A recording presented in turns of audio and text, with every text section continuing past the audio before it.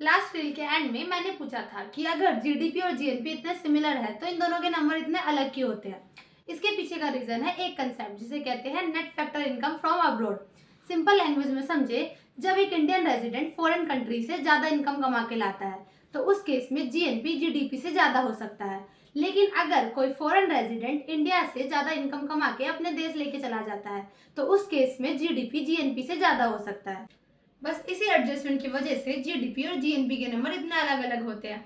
अब एक इंटरेस्टिंग चीज और नोटिस कीजिए कि जीडीपी और जीएनपी दोनों में एक वर्ड कॉमन है जिसे ग्रोस कहते हैं। अब ये ग्रोस क्या होता है? मान लीजिए कंपनी ने 100 करोड़ का प्रोडक्शन किया। उस प्रोडक्शन को करने के लिए जो मशीन यूज हुई वो पूरे साल चलती रही। टाइम के साथ साथ उस मशीन की वैल्यू गिर गई क्योंकि उसमें वियर एंड टीयर हुआ। इस टर्म को इकोनॉमिक्स में डेप्रिसिएशन कहते हैं। अब सवाल ये है कि जब हम नेशनल इनकम काउंट करते हैं तो क्या इस डेप्रिसिएशन को इंक्लूड किया जाता है कि नहीं।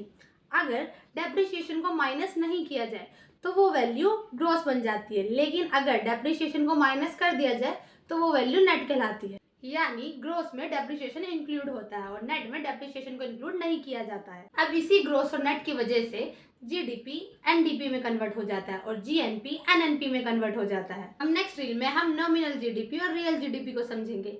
तब तक के लिए डू फॉलो और मिलते हैं नेक्स्ट रील में। Bye bye.